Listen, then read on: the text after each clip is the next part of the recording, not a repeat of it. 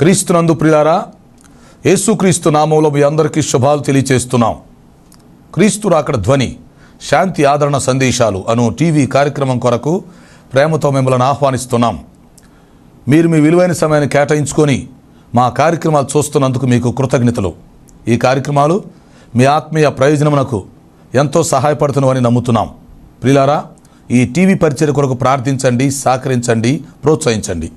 ఈ కార్యక్రమాలు ఇతరులకు పరిచయం చేసి వారు కూడా చూసి మేలు పొందేటట్లుగా సహాయపడాలని మీకు మనవి చేస్తున్నాం. విశ్వాసంతో ఎంతో ఖర్చు పెట్టి కొనసాగిస్తున్న ఈ కార్యక్రమాలు తుదవరకు కొనసాగేటట్లుగా ప్రార్థించండి. దేవుడు మిమ్మల్ని ప్రేరేపిస్తే మీరు కూడా ఒక కార్యక్రమానికి స్పాన్సర్ చేసి ఈ పరిచర్యలో పాలిభాగస్తులు కావాలని ప్రేమతో మీకు మనవి చేస్తున్నాం. ప్రత్యక్షంగా టీవీ ద్వారా మేము స్వార్థ ప్రకటిస్తున్నాం. పరోక్షంగా ప్రార్థిస్తున్న వారు, సహకరిస్తున్న వారు, మమ్మలను ప్రోత్సహిస్తున్న వారంతా ఈ పరిచర్యలో పాలిభాగస్తులు అని జ్ఞాపకం చేస్తున్నాం. యేసుక్రీస్తు వారు ఇచ్చిన గొప్ప ఆజ్ఞను మేము పాటిస్తున్నాం. మీరు వెళ్ళి సమస్త జనులను శిష్యులుగా చేయడి అని ప్రభు చెప్పారు. కనుక ఈ టీవీ ద్వారా మీ గృహాల్లో ప్రవేశించి మిమ్మల్ని పలకరించి మీకు సువార్త చెప్పి ప్రభు రాకడ కొరకు ఎత్తబడే దేవుని సార్వత్రిక సంఘము కొరకు మిమ్మల్ని సిద్ధపరచడానికి మా వంతు ప్రయత్నాన్ని మేము కొనసాగిస్తున్నాం. ప్రియులారా, యేసుక్రీస్తు రెండవ రాకడను గురించి, ఈ ప్రపంచ భవిష్యత్తును గురించి అనేకమైన విషయాలు మనం తెలుసుకొని మనం సిద్ధపడి ఇతరులను సిద్ధపరచడానికి మనం ప్రయత్నం చేద్దాం. ప్రస్తుతం మనం రెండవ రాకడ వర్తమానాలు సీరియల్గా ఒక సబ్జెక్టుగా నేర్చుకుంటున్నాం. ఈరోజు రెండవ రాకడ వర్తమానాల్లో రెండవ రాకడలో 7 తీర్పులు, అందులో 5వ తీర్పు మహిమగల సింహాసనపు తీర్పు గురించి నేర్చుకోబోతున్నాం. వాక్యం కొరకు మీ మనస్సులను సిద్ధం చేయండి. ప్రార్థన. పరిశుద్ధుడు అయిన మా తండ్రి, జీవాధిపతి, మీ ఘనమైన పాదాలకు స్తుతి స్తోత్రాలు చెల్లిస్తున్నాం. ఈ సమయంలో రెండవ రాకడ వర్తమానాలు 92వ వర్తమానం తీసుకోబోతున్నాం. సహాయం చేయండి. మహిమగల సింహాసనపు తీర్పు, గొర్రెలు. ఈ అంశమును గురించి కొంత మేము ధ్యానం చేయబోతుండగా మీరు బోధకులై మాకు బోధ చేయమని మనం చేస్తున్నాం. మీ దాసుని నన్ను బలపరిచి వాడుకోండి. ఈ కార్యక్రమం సహకరిస్తున్న కుటుంబమును దీవించమని మనం చేస్తున్నాం. రక్షణ లేని వారందరికీ రక్షణ దయచేయండి. రక్షణ పొందిన వారిని సంఘంలో స్థిరపరిచి బలపరిచి మీ రాకడ కొరకు సిద్ధపరచమని మనం చేస్తున్నాం. మాకు అవసరమైన సందేశం దయచేసి మీరే మహిమ పొందమని యేసు పరిశుద్ధ నామములో అడుగుచున్నాను తండ్రి. ఆమేన్. ప్రియులారా, మంచిది. మీరు వింటున్న ఈ కార్యక్రమాలు క్రీస్తు రాకడ ధ్వని యూట్యూబ్లో, ఫేస్బుక్లో మీకు అందుబాటులో ఉంటున్నాయి. ఆ అవకాశాన్ని మీరు ఉపయోగించుకోవచ్చని మీకు మనవి చేస్తున్నాం. ఈ ఛానల్ని సబ్స్క్రైబ్ చేయండి, ఇతరులకి షేర్ చేయండి. మంచిది. మనము రెండవ రాకడలో 7 తీర్పులు, ఈ అంశమును గూర్చి ధ్యానం చేస్తూ ఉన్నాం. ఇప్పటికీ 4 తీర్పులను గురించి మనం నేర్చుకోవటం జరిగింది. ఈ కార్యక్రమంలో, వచ్చే కార్యక్రమంలో 5వ తీర్పును గురించి నేర్చుకుంటాం. ఓకేనా? రెండవ రాకడలో ప్రపంచ భవిష్యత్తులో జరగవలసిన 7 తీర్పులేంటి? 1, యేసుక్రీస్తు సిలువలో పొందిన తీర్పు. ఇది రక్షణ పొందిన వారందరికీ వర్తిస్తుంది. 2, కృపాసింహాసనపు తీర్పు. 3, న్యాయసింహాసనపు తీర్పు. 4, ఇశ్రాయేలీయులకు ప్రత్యేకంగా జరిగే తీర్పు. 5, మహిమగల సింహాసనపు తీర్పు. ఓకే, ఈ మహిమగల సింహాసనపు తీర్పును 2 భాగాలుగా విభజించి 2 వర్తమానాల రూపంలో మీకు అందిస్తాం. ఓకేనా? సరే, ఈరోజు గొర్రెలకు జరిగే తీర్పును గురించి చూద్దాం.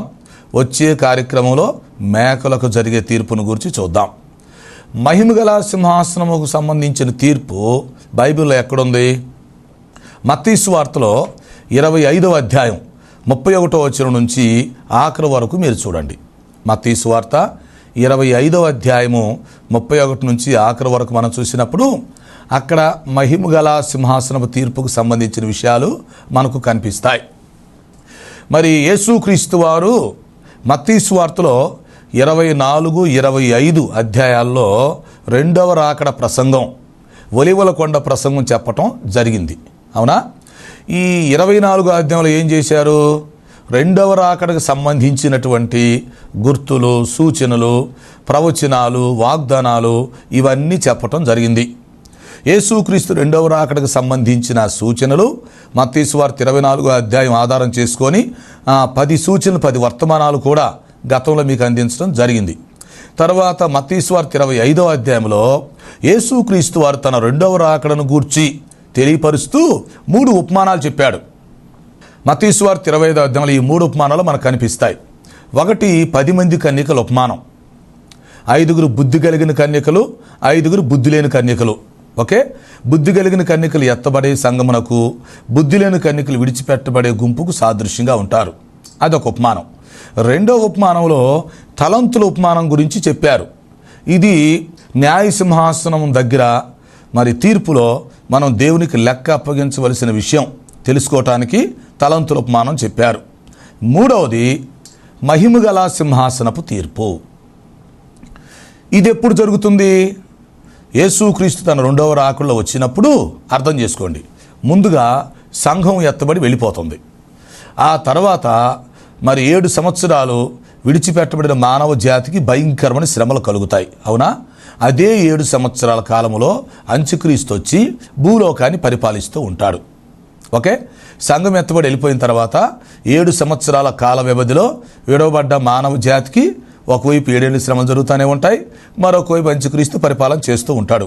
తర్వాత ఏం జరిగిద్దంటే యేసుక్రీస్తు వారు బహిరంగ రాకడలో ప్రత్యక్షమవుతాడు. ఎప్పుడు? 7 సంవత్సరాల శ్రమల కాలం అయిపోయిన తర్వాత 1000 ఏండ్ల పరిపాలన జరిగిచ్చేదానికి ముందు ఆయన ప్రపంచానికి ప్రత్యక్షమవుతాడు. అర్థం చేసుకోండి.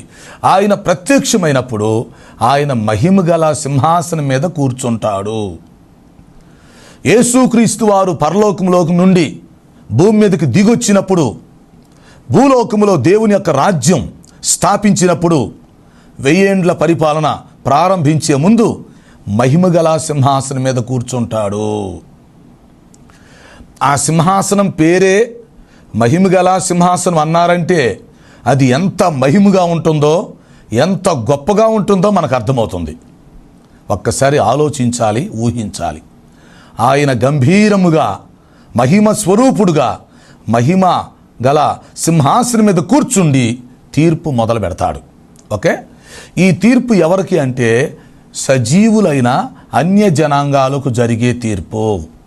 గుర్తుంచుకోండి, మహిమగల సింహాసనం తీర్పు ఎవరికి అంటే భూలోకంలో ఆ సమయంలో సజీవులుగా ఉన్నటువంటి అన్య జనాంగాలకి ప్రత్యేకంగా తీర్పు జరుగుతుంది. ఎందుకని? సంఘానికి జరిగే తీర్పు, న్యాయసింహాసనం తీర్పు అయిపోయింది కదా. తర్వాత ఇశ్రాయేలులకి ప్రత్యేకమైన తీర్పును గురించి మనం చూసాం కదా. ఇప్పుడు అన్య జనులకు జరిగే తీర్పు. ఆ రెండవ రాకడ కాలంలో భూమి మీద సజీవులుగా ఎంతమంది అన్య జనులు ఉంటారో, ఎన్ని అన్య జనాంగాలు, దేశాలు, జాతులు, వంశాలు ఉంటాయో వాళ్ళందరికీ ఆయన తీర్పు తీరుస్తాడు. ఎక్కడ? మహిమగల సింహాసనం మీద కూర్చుండి అన్య జనులందరినీ అక్కడికి పిలిపిస్తాడు. వాక్యంలో చెప్పినట్లుగా ఆయన బోర ఊదినప్పుడు మరి దేవదూతలు భూమి ఈ వైపు నుండి ఆ వైపునకున్నటువంటి ప్రజలందరినీ సమకూరుస్తారు. ప్రజలందరూ ఈ మహిమగల సింహాసనం దగ్గర నిలబడటం జరుగుతుంది. అర్థం చేసుకోండి. అప్పుడు ఆ జనాభాని ఆయన 2 భాగాలు చేస్తాడు. వీళ్ళందరూ ఎవరు? ఇశ్రాయేలీలు కాదు, తర్వాత క్రైస్తవులు కాదు, అన్య జనాంగాలు ప్లస్ బ్రతికున్నారు, చనిపోయిన వాళ్ళు కాదు, అప్పటికి బ్రతికున్న వాళ్ళు. వీళ్ళని 2 బ్యాచీలు చేస్తాడు. ఒక బ్యాచీని తన కుడివైపు ఉంచుకుంటాడు. ఇప్పుడు నేను ఇలా నిలబడ్డాను అనుకోండి, ఒక బ్యాచ్ నాకు ఇటువైపు ఉంటుంది, ఒక బ్యాచ్ ఇటువైపు ఉంటుంది. సో ఈ అన్య జనాంగాలను 2 బ్యాచీలుగా చేసుకొని ఒక బ్యాచీని తన కుడివైపు, మరొక బ్యాచీని తన ఎడమవైపు ఉంచుతాడు. వాస్తవానికి అందరూ కూడా అన్యజనులే. అయితే వీళ్ళే 2 భాగాలు అయ్యారు. సో కుడివైపు ఉన్న వారిని మనం ఏమని పిలుస్తామంటే గొర్రెలు అని పిలుస్తున్నాం, ఎడమవైపున ఉన్న వారిని మేకలు అని పిలుస్తున్నాం. వాస్తవానికి మనం ఆలోచిస్తే గొర్రెలు, మేకలు ఈ జీవాలు కలిసే ఉంటాయి. అంతేనంటారా? గొర్రెలు, మేకలు కలిసే ఉంటాయి. కాపరి కూడా గొర్రెల్ని కలిసే తోలకెళ్తాడు, కలిసే మేత పెడతాడు, కలిపే నీళ్లు పోస్తాడు. అంతే కదా, అవి కలిసి నీళ్ళు తాగుతుంటాయి. సో ఒక టైం వచ్చినప్పుడు ఏమవుతుందంటే గొర్రెలు, మేకలు వేరు చేయబడుతున్నాయి. ఇది మహిమగల సింహాసనం మీద భవిష్యత్తులో జరగబోతున్న తీర్పు. అక్కడ మీరు చూస్తే మత్తయి సువార్త 25వ అధ్యాయం 31 నుంచి చూస్తే కొన్ని పదాలు ఉపయోగించబడ్డాయి. రాజు అనే పదం అక్కడ వాడబడింది. అక్కడ యేసుక్రీస్తుని రాజు అని పిలవటం జరిగింది. కారణం ఏంటంటే ఆయన రాజుగా, మహిమ స్వరూపుడుగా, రాజులకు రాజు, ప్రభువులకు ప్రభు, యోధా గోత్రపు సింహముగా ఆ మహిమగల సింహాసనం మీద కూర్చుండి 1000 సంవత్సరాల పరిపాలన ప్రారంభించబోతున్నాడు. ఆయన సార్వభౌముడుగా ఉండబోతున్నాడు, రారాజుగా ఉండబోతున్నాడు. అప్పుడు ఏం జరిగింది? ఆయన ఆ సింహాసనం మీద కూర్చున్నప్పుడు, రాజుగా కూర్చున్నప్పుడు, బోర ఊదినప్పుడు ఈ దేవదూతలు ఏం చేస్తారు?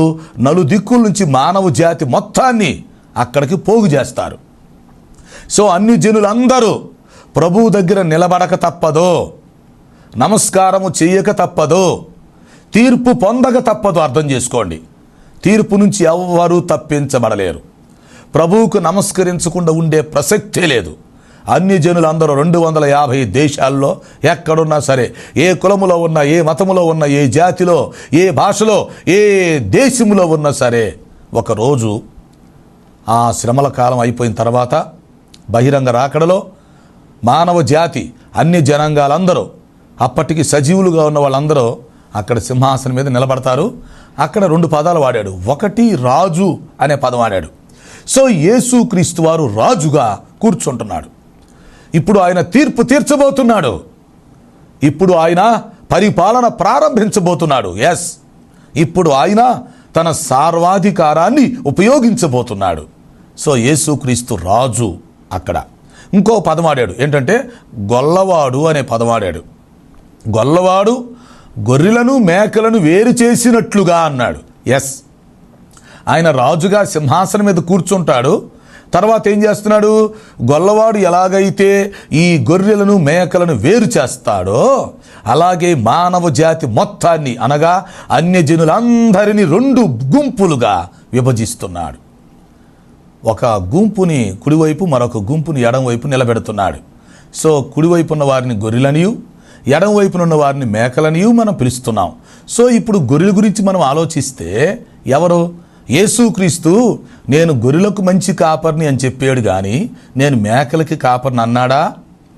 ఆయన గొర్రెలకే కాపరి, మేకలకి కాపరి కాదు. అయితే ఇద్దరు అన్ని జనులే. అయితే ఈ అన్ని జనుల్లో ఎవరైతే ఆ సమయంలో రక్షించబడతారో వారిని మనం గొర్రెలు అని పిలుస్తాం. ఈ అన్ని జనుల్లో ఎవరైతే రక్షించబడకుండా ఉంటున్నారో వారిని మేకలు అని పిలుస్తున్నాం. ఇక్కడ మీరు అర్థం చేసుకోండి. వాస్తవానికి ఇక్కడ క్రైస్తవులు లేరు, ఇశ్రాయేలీలు లేరు, అందరూ అన్యులే.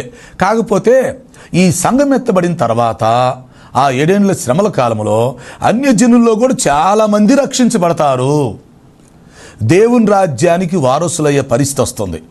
చాలామంది అన్యజనులు ఆ సమయంలో సువార్త అంగీకరించి రక్షించబడటం, లేదా ఆ సమయంలో చాలామంది హతసాక్షులుగా మరణించడానికి ముందుకు రావడం, చాలామంది ఇశ్రాయేలు ప్రజలను చేర్చుకొని వారిని ఆదరించడం, బలపరచడం జరిగింది.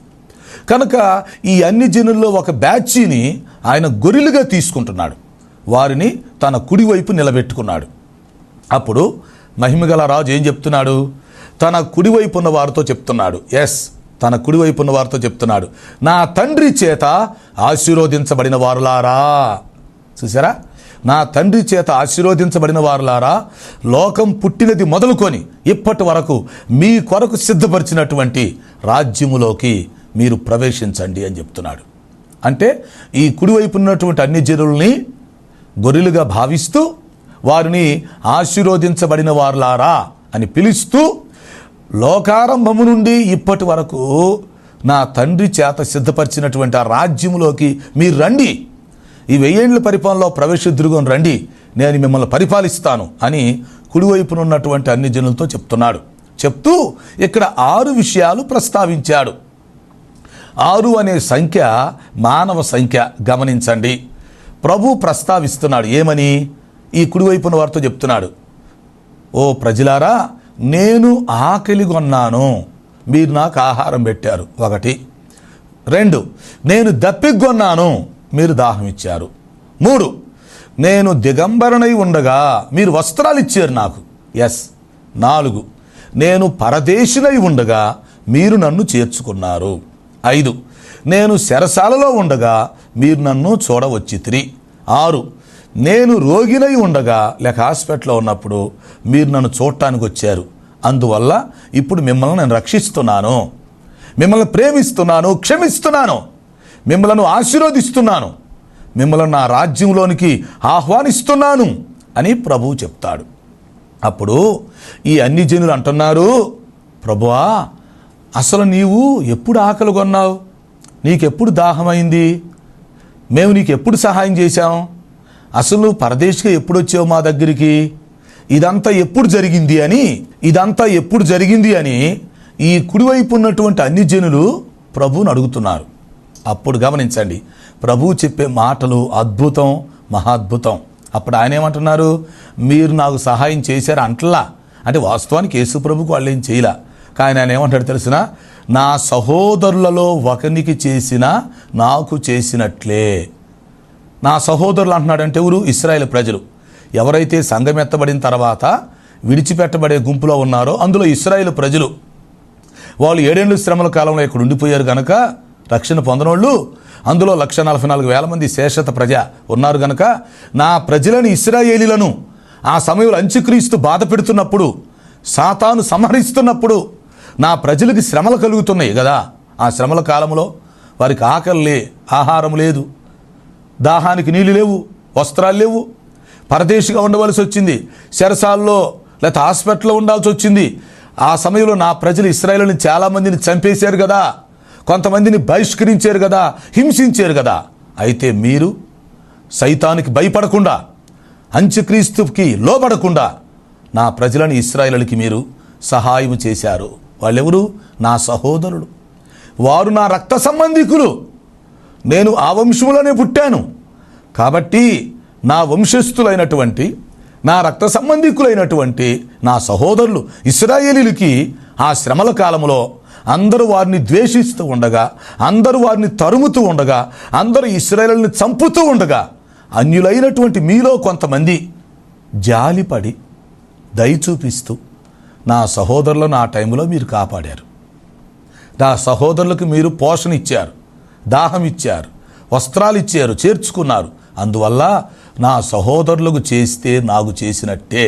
కాబట్టి శ్రమల కాలంలో ఇశ్రాయేలు జాతి నాశనమైపోకుండా వారిని రక్షించటానికి మీరు అన్యులై ఉండి కూడా జాలిపడి మీ మనస్సాక్షితో మంచిగా నా సహోదరులకు సహాయం చేశారు. కాబట్టి నా సహోదరులకు చేస్తే నాకు చేసినట్టే. అందువల్ల ఈ శ్రమల కాలంలో మీరు ఇశ్రాయేలు ప్రజలను కాపాడినందుకు, అవునా, వారిని మీరు పోషించినందుకు, వారిని మీరు చేర్చుకున్నందుకు ఇప్పుడు నేను కూడా మిమ్మల్ని రక్షిస్తున్నాను, నేను కూడా మిమ్మల్ని క్షమిస్తున్నాను, నేను కూడా మిమ్మల్ని నా 1000 ఏండ్ల రాజ్యంలోనికి చేర్చుకుంటున్నాను. కాబట్టి నా తండ్రి చేత ఆశీర్వదించబడిన వారులారా అని పిలుస్తున్నాడు. ఇక్కడ విషయం ఏంటంటే యేసుక్రీస్తు వారు ఏమంటున్నాడు? నా సహోదరులకు చేస్తే నాకు చేసినట్టే అంటున్నాడు. యేసుక్రీస్తు సహోదరులు ఎవరు? ఇశ్రాయేలు ప్రజలు. ఏమి జరిగింది? వీళ్ళు ఎత్తబడే సంఘములో వెళ్లకుండా విడిచిపెట్టబడ్డారు. కొద్దిమంది ఏమో రక్షించబడ్డారు, ఎక్కువ మంది విడిచిపెట్టబడ్డారు. ఆ శ్రమల కాలంలో అంత్యక్రీస్తు ఇశ్రాయేలు ప్రజలను వేధించాడు, చంపాలని చూశాడు. అంతేకాదు ప్రపంచ రాజ్యాలన్నీ కలిసి 3వ ప్రపంచ యుద్ధానికి దారితీసి ఇశ్రాయేలు జాతిని లేకుండా సమూలన నాశనం చేయాలని ప్రయత్నం చేశారు. అలాంటి టైంలో ఈ అన్ని జనులైన కొంతమంది మంచి మనస్సాక్షి కలిగి చాటుగా ఇశ్రాయేలు ప్రజలకి ఫుడ్ పెట్టారు. అంటే ప్రపంచమంతా వాళ్ళని చంపాలనుకుంటున్న టైంలో, వింటున్నారా, అంత్యక్రీస్తు వాళ్ళకు వ్యతిరేకంగా ఉన్న టైంలో అన్య జనుల్లోనే కొంతమంది అంటే మంచి మనస్సాక్షి కలిగి, ఎవరైతే మనుషులే కదా అని మానవతా దృక్పథంతో ఇశ్రాయేలు ప్రజలకి ఫుడ్ పెడతాం జరిగిద్ది. ఆ శ్రమల కాలంలో కొంతమంది వాళ్ళు బాధపడుతుంటే మంచినీళ్ళు ఇస్తారు, బట్టలు ఇస్తారు. కొంతమంది ఏం చేస్తారు? వారిని చేర్చుకుంటారు, వారి గృహంలో చేర్చుకొని దాచి పెడతారు. వాళ్ళని, అర్థమైందా? వాళ్ళ గృహంలో చేర్చుకొని దాచి పెడతారు. చెరసాల్లో ఉన్నప్పుడు వెళ్ళి పలకరించి వచ్చి ధైర్యపరుస్తుంటారు. హాస్పిటల్లో ఉంటే వెళ్ళి పరామర్శిస్తారు. వీళ్ళంతా ఎవరండి? అన్యులు. వీళ్ళంతా అన్యులు. వీళ్ళెవరు రక్షణ పొందిన వాళ్ళు కాదు. వీళ్ళకి యేసు ప్రభు గురించి తెలియదు, సువార్త కూడా తెలియదు. కానీ ఇశ్రాయేలు జాతికి ఆ టైంలో వీళ్ళు సహాయం చేస్తారు. ఇశ్రాయేలు జాతి నాశనమైపోకుండా కొంతమంది అన్ని జనులు వారిని కాపాడతారు. అందుకని ఇప్పుడు ప్రభు ఏమంటున్నాడు? నా సహోదరులకు చేస్తే నాకు చేసినట్టే. నా సహోదరులను మీరు చేర్చుకున్నారు గనక నన్ను చేర్చుకున్నట్టే. కాబట్టి నేను కూడా మిమ్మల్ని చేర్చుకుంటాను. మీరు నా గొర్రెలుగా ఉందురుగొని రండి. క్రైస్తవులను ఎలా నా గొర్రెలో, ఇశ్రాయేలీలు ఎలాగ నా గొర్రెలో, మీరు కూడా నా గొర్రెలుగా ఉందురుగొని రండి. నా తండ్రి చేత మీరు ఆశీర్వదించబడిన వాళ్ళు, మీ కొరకు సిద్ధపరిచిన రాజ్యంలో ప్రవేశించండి అని రాజు అనగా ప్రభు అయిన యేసుక్రీస్తు తన కుడివైపునున్నటువంటి అన్యజనులతో చెప్పుచున్నాడు. ఇది అర్థం చేసుకోవాలి. అంటే శ్రమల కాలంలో ఇశ్రాయేలు ప్రజలకు సహాయం చేస్తే దేవుడికి చేసినట్టుగా దేవుడు ఫీల్ అవుతాడు. ఇశ్రాయేలు ప్రజలకు సహాయం చేసిన వాళ్ళందరికీ రక్షణ ఉండిద్ది, మిగతా వాళ్ళకి శిక్ష ఉండిద్ది. అక్కడ దాకా ఎందుకు? మత్తయి సువార్త 10:40లో ప్రభు ఏం చెప్పాడు? మిమ్మును చేర్చుకొనివాడు నన్ను చేర్చుకొనును, నన్ను చేర్చుకొనివాడు నన్ను పంపిన వారిని చేర్చుకొనును అన్నాడు. అంటే దాని అర్థం ఏంటి? యేసుక్రీస్తు తన శిష్యులను పంపిస్తూ మిమ్మల్ని చేర్చుకుంటే నన్ను చేర్చుకున్నట్టే అన్నాడు. అలాగే నన్ను చేర్చుకుంటే నా తండ్రిని కూడా చేర్చుకున్నట్టే. ప్రవక్తను చేర్చుకునేవాడు ప్రవక్త ఫలం పొందును, నీతిమంతుడు అని నీతిమంతుని చేర్చుకునేవాడు నీతిమంతుని ఫలం పొందును. ఈ శిష్యుల్లో ఒక్కనికైనను గిన్నెడు చన్నీళ్లు మాత్రం త్రాగనిచ్చిన ఎడల అతడు తన ఫలమును పోగొట్టుకుని నేరడని నిశ్చయముగా మీతో చెప్పుచున్నాను. కాబట్టి మీరు నీతిమంతులకు సహాయం చేసినా, ప్రవక్తలకు సహాయం చేసినా, నా శిష్యులకు సహాయం చేసినా నాకు చేసినట్టే. నా శిష్యులు చేర్చుకుంటే నన్ను చేర్చుకున్నట్టే అని ప్రభు సాక్ష్యం ఇస్తున్నాడు. రేపు ఆయన మహిమగల సింహాసనం మీద కూర్చుండి ఏం చేస్తాడు? ఈ అన్ని జనులు మొత్తాన్ని పిలిపించి 2 గుంపులుగా విభజించి ఈ గొర్రెల్ని మేకల్ని వేరు చేసినట్టుగా వేరు చేసి తన కుడివైపునున్న వారితో చక్కగా చెప్తాడన్నమాట. మీరు నా తండ్రి చేత ఆశీర్వదించబడ్డారు, ఎందుకంటే నా సహోదరులైన ఇశ్రాయేలు ప్రజలకు మీరు శ్రమల కాలంలో సహాయం చేశారు కాబట్టి మీరు ఆశీర్వదించబడ్డారు. తర్వాత ఇప్పుడు నేను 1000 ఏళ్ల పరిపాలన మొదలు పెట్టబోతున్నాను, నా రాజ్యంలో ఉండటానికి మీరు కూడా అర్హులే. అటు ఇశ్రాయేలు ప్రజలతో పాటు ఇటు క్రైస్తవులతో పాటు అన్యజనులైన మీరు కూడా రండి. ఎందుకు? మీరు నా సహోదరులకు సహాయం చేశారు కదా, కాబట్టి మీరు కూడా రండి, నా రాజ్యంలో ఉండండి, నా పరిపాలనలో ఉండండి, ఈ ఆశీర్వాదాన్ని మీరు పొందుకోండి అని ప్రభు చెప్తున్నాడు. అప్పుడు వాళ్ళు ఏమన్నారు? మేము నీకు ఎప్పుడు సహాయం చేసాము, నిన్ను ఎప్పుడు మేము చేర్చుకున్నాము అంటే ప్రభు ఏం చెప్పాడు? నా సహోదరులకు చేస్తే నాకు చేసినట్టే. అది. సో ఈ విధంగా 2వ రాకడ సమయంలో మహిమగల సింహాసనం తీర్పు జరుగుతుంది. అది అన్యజనులకు జరిగే తీర్పు. గొర్రెలు మేకలు విభజించబడతారు. గొర్రెలు అనగా రక్షించబడిన వాళ్ళు, మేకలు అనగా శిక్షించబడేవాళ్ళు. గొర్రెలు అంటే 1000 ఏళ్ల పరిపాలనలో ప్రవేశించడానికి అర్హులు అని మనం అర్థం చేసుకోవాలి. వారు ఇశ్రాయేలు జాతికి సహాయం చేసిన వాళ్ళు, అది మనం గమనించాలి. ఇప్పుడు కూడా అంతే. ఈ లోకంలో ఇప్పుడు ఎవరైనా దైవ సేవకులు మనం చేర్చుకున్నాం అనుకోండి, ప్రభువుని చేర్చుకున్నట్టే. ప్రభు వచ్చి స్వయంగా మన ఇంట్లో ఉంటాడా ఏంటి? అంటే ప్రభు వచ్చి కూర్చొని భోజనం పెట్టమ్మంటాడా? టీ ఇస్తావా, కాఫీ ఇస్తావా అని అడుగుతాడా? దైవ సేవకులకు మనం ఏది చేస్తే అది ప్రభువుకు చేసినట్టే. మనకు ఆ ఫీలింగ్ రావాలి, ఆ విశ్వాసం ఉండాలి. ఎందుకంటే దైవ సేవకులు భూలోకంలో ఉన్నారు కనుక వారిని మనం పోషిస్తే దాని ప్రతిఫలం మనకు ఉండిద్ది. సువార్త ప్రకటించువాడు సువార్త వలననే పోషించబడవలెను అని వాక్యంలో ఉంది కదా. మందను కాసేవాడు మందపాలు తాగాలని ఉంది కదా. కాబట్టి మరి మనం సేవకులుగా ఈ లోకంలో ఎవరైతే సువార్తను ప్రకటిస్తూ మరి సేవ చేస్తూ పరిచర్య చేస్తుంటారో వారిని పోషిస్తే ప్రభు తప్పకుండా ప్రతిఫలం ఇస్తారు. సేవకులకు సహాయం చేసిన వారందరినీ ఆయన ప్రత్యేకంగా పరిగణిస్తాడు, గమనించండి. కాబట్టి ఈ సంఘం ఎత్తబడిన తర్వాత శ్రమల కాలంలో ఇశ్రాయేలు ప్రజలకు భయంకరమైన శ్రమలు వస్తాయి. ప్రపంచమంతా వారిని చేయి వదిలేస్తుంది. అర్థమైందంటారా? ఈ సైతాను ఇశ్రాయేలు జాతిని పూర్తిగా నాశనం చేద్దామని చూస్తాడు. ఆ ఫరో కాలంలో ఇశ్రాయేలు జాతిని ఎలా నాశనం చేయాలని చూశాడో, అలాగే ఎస్తేరు కాలంలో హామాను ద్వారా సాతాను ఎలా ఇశ్రాయేల్ జాతిని నాశనం చేయాలని చూస్తాడో, ముఖ్యంగా సైతాను ఏం చేస్తాడంటే శ్రమల కాలంలో అసలు ఇశ్రాయేల్ జాతిని నాశనం చేసి పడేసి భూమి మీద లేకుండా చేసి 1000 ఏళ్ల పరిపాలనలోకి ఎంటర్ కాకుండా చేయాలని సైతాను కక్ష కడతాడు, కంకణం కడతాడు. ఆ టైంలో ఏం జరిగిద్దంటే అన్యజనుల్లోనే కొంతమంది ముందుకు వచ్చి సహాయం చేస్తారన్నమాట. అది వాస్తవానికి వాళ్ళకి దేవుడి గురించి తెలీదు, ప్రభు గురించి తెలీదు. వాళ్ళకి ఏంటంటే ఒక మానవతా దృక్పథం అంతే. ఎవరైతే ఏమిలే, మనం అందరం ప్రజలమే కదా, వాళ్ళకు భోజనం పెడితే మన సొమ్మేం పోయిద్దిలే, వాళ్ళు అనవసరంగా చంపుతున్నారు, మనం దాచి పెడదాంలే, వాళ్ళకు వస్త్రాలు ఇద్దాం, చలికి ఎడారుల్లో అడవుల్లో బాధపడుతున్నారు అని అట్లా ఎవరైతే మంచిగా ఆలోచించి శ్రమల కాలంలో ఇశ్రాయేలు ప్రజలకు సహాయం చేస్తారో వారందరిని దేవుడు రక్షించుకొని క్షమించుకొని 1000 ఏళ్ల పరిపాలనలోకి తీసుకుంటాడు అది గమనించాలి. ఇప్పుడు రెండవ ప్రపంచ యుద్ధం జరుగుతున్నప్పుడు ఏం జరిగింది? హిట్లర్ అనేవాడు ఇశ్రాయేల్ జాతిని భయంకరంగా ఓచుకోత కోశాడు. ఇశ్రాయేల్ ప్రజలు ఎక్కడ దొరికితే అక్కడ చంపేపిచ్చేవాడు. అప్పుడు దాగిడి స్థలం అనే బుక్లో చూడవచ్చు. ఈ జర్మనీలో హిట్లరు ఇశ్రాయేల్ జాతిని నాశనం చేస్తున్నప్పుడు కొంతమంది అన్యులు ఏం చేశారు తెలుసా? ప్రాణానికి తెగించి హిట్లర్కి భయపడకుండా యూదుల్ని దాచిపెట్టారు. చాలామంది యూదులకు ఆతిథ్యం చేశారు. యూదులు పక్షంగా ఉన్నారు. బయటపడితే వాళ్ళని కూడా చంపుతారు. ఆ సంగతి వాళ్ళకి తెలుసు. అయినా చూస్తా యూదుల్ని చంపలేక ఆ టైంలో జర్మనీలో యూదుల్ని చాలామంది దాచిపెట్టారు. చాలామంది వారిని పోషించడం జరిగింది. అదే విధంగా రేపు శ్రమల కాలం జరిగింది.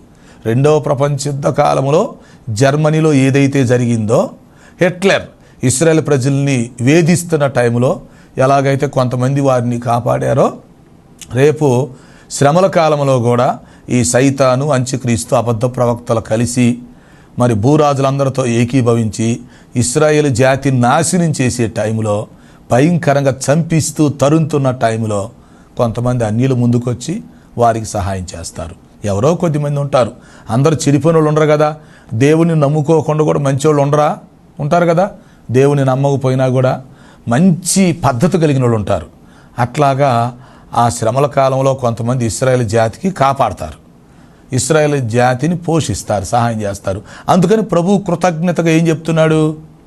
వారు ఇశ్రాయేల్ జాతిని కాపాడారు కనుక ప్రభువు కూడా కృతజ్ఞతతో చెప్తున్నాడు, నా తండ్రి చేత ఆశీర్వదించబడిన వారులారా, అంటే నా సహోదరులకు సహాయం చేసిన వాళ్ళలారా, నేను మీకు సహాయం చేస్తున్నాను. ఇప్పుడు నేను మీ మీద జాలి పడుతున్నాను.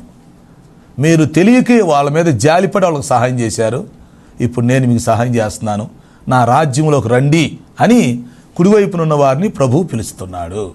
ఆ విధంగా ఈ మహిమగల సింహాసనం దగ్గర అన్యజనుల్లో కొంతమంది రక్షించబడి, క్షమించబడి, ఆశీర్వదించబడి, అవునా, గొర్రెలుగా ఎంచబడి దేవుని రాజ్యంలో ప్రవేశిస్తారని మనము తెలుసుకొనవలెను. కాబట్టి ఈ సమయంలో కూడా మనం యెరూషలేము క్షేమం కోసం ప్రార్థన చేయాలి. ఇశ్రాయేలు జాతికి మనం సహాయం చేయాలి. అలాగే దైవ సేవకులకు, విశ్వాసులకు మనం సహాయం చేయాలి.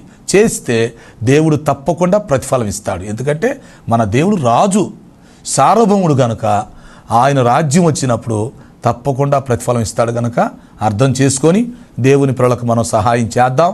రక్షణ లేని ప్రతి ఒక్కరు రక్షణ పొందుకొని రాకడ కొరకు సిద్ధపాటు కలిగి ఉండండి. దేవుడు మిమ్మల్ని దీవించును గాక. ప్రార్థన చేద్దాం. తండ్రి, నీకు స్తోత్రాలు. వినవర్తమానం మా హృదయాల్లో ఫలింప చేయమని మనం చేస్తున్నాం. ప్రభువా, మీ బిడ్డలు అనేక కొన్ని విషయాలు తెలుసుకొని జాగరూకత కలిగి ఉండటానికి సహాయం చేయండి. రక్షణ లేని వారందరికీ రక్షణ దయచేయండి. సమస్యలతో, అనారోగ్యతతో, అవసరంతో ఉన్న వారికి సహాయం చేసి మహిమ పొందమని యేసు పరిశుద్ధ నామములో అడుగుచున్నాను తండ్రి. ఆమేన్. తండ్రి, కుమార పరిశుద్ధాత్మ త్రియేక దేవుని దీవెన మనకు తోడే నడిపించును గాక. ఆమేన్, ఆమేన్. ప్రియులారా, ఈ కార్యక్రమాలకు మీరు స్పాన్సర్ చేయాలని ఆశించినట్లయితే మా సెల్ ఫోన్కి SMS చేయాలని మీకు మనం చేస్తున్నాం. 9440402368 9440402368. God bless you.